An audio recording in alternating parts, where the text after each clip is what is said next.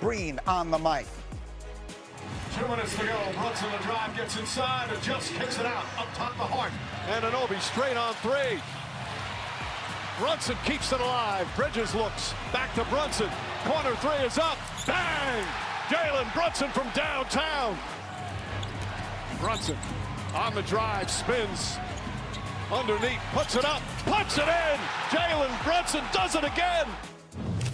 Jalen Brunson, 13 points in the fourth quarter last night.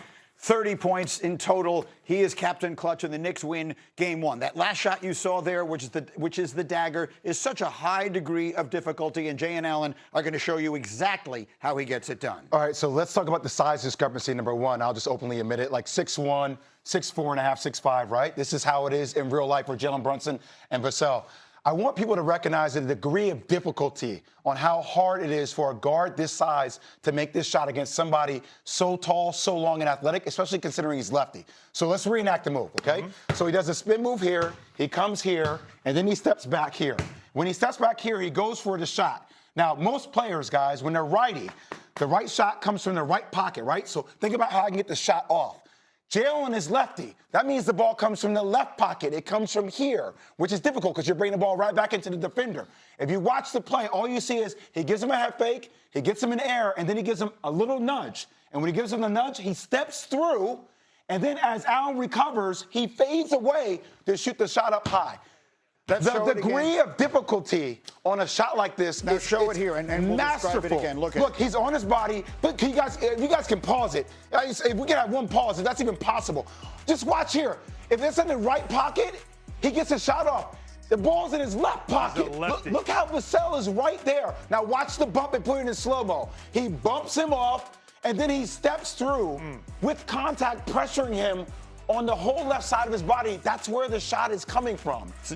It's one of the hardest shots you're ever going to see in the game of basketball. It's the dagger last night. It wins the Knicks their first NBA Finals game in 27 years. It's a great job by Cindy and our crew with showing you exactly what it is that Jay is talking about. And for the Knicks, it's their 12th straight win, which is a mind-boggling number in these playoffs. And it's closing in on a record. Only the 2017 Warriors had a longer winning streak within a single postseason. In fact, this is one of the few games that was even close, and yet and still the Knicks won it by double digits. And so I want to sort of pick up on that thought for the win man. You know, Wendy, I have this Knicks group chat like everyone else does. And every once in a while now, I enjoy going back to the night I was in Pittsburgh during the first night of the of the NFL draft. And I'm watching on my phone as my group chat is going crazy. That was the night of Game 3 of the Knicks series against the Hawks. And I go back and read those texts sometimes now. Knicks giving me a heart attack. We're finished. Fire everybody. Get rid of the coach. Trade Towns. Everything else. If I had written back in that moment, Wendy, the Knicks will not lose another game and will go on to win the championship, someone would have said, get a hold of Booger. Greeny has lost his mind. Like Greeny he's having some sort of attack has taken over him. For them to have gone from where they were then to where they are now is so improbable. How has this happened, Wendy?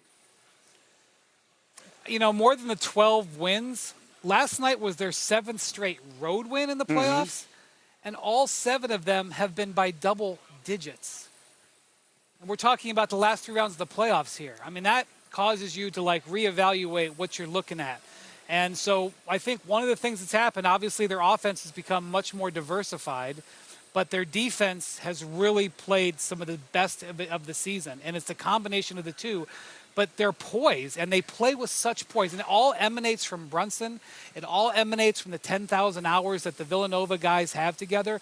They get into a situation, whether it was against Cleveland in the last round or last night, down double digits in San Antonio, and they just don't panic. And look, Jalen, I'm telling you, he is mad at the officials. Like, he does believe he's getting hit. But his demeanor after he makes these baskets, I think, is all partially premeditated because he wants to send the message that, yeah, I just did something great, but I'm not even worried about it. I'm worried about getting the next call. I'm worried about something else. All of it is part of his methodology. And so you don't get to this point as 6'1", 6'2" point guard without incredible methodology. And Brunson's execution was awesome, but his methodology was elite last night. Vinny, get in here. 7 straight road wins in the playoffs is the kind of thing that you rarely see. You see it from the greatest teams of all time. I don't know that people are confusing these Knicks as that, but they're playing like it. What are we seeing? It's not about what you do during 82. It's about what you do during 20, right? And to me, efficiency sometimes becomes the enemy of good. You play efficiently during the regular season. In the playoffs, you play to win the game. Jalen Brunson took 30 shots last night. Who gives a damn?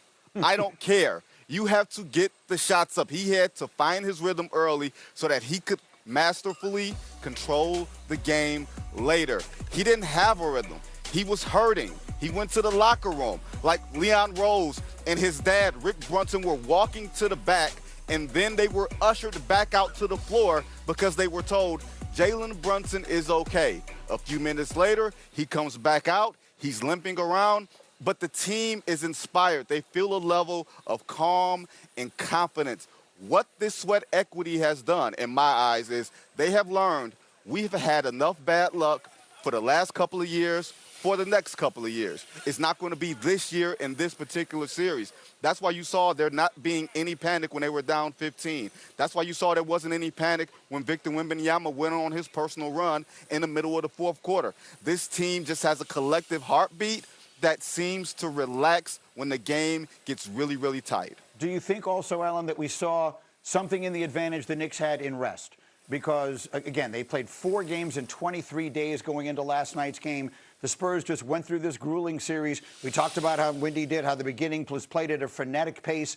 Late in these games, the Knicks have had their legs in some places where the other teams have not. They played the Sixers, who had just gone 7. They played the Cavs, who had just gone 7. Now they're playing the Spurs, who just went 7. Are we seeing some of that rest manifesting itself in these good fourth quarters the Knicks are playing? Yeah, 2 ways. The rust was affecting them early in the game, which they talked about. There's a great mic'd up with Karl Anthony Towns in a huddle, and he's telling everybody, just stay with the defense. Just keep sticking with the defense. The offense will eventually get on track. And he said it always does. They were finding themselves offensively in this game because they hadn't played in a week. They played 4 games in 20 days.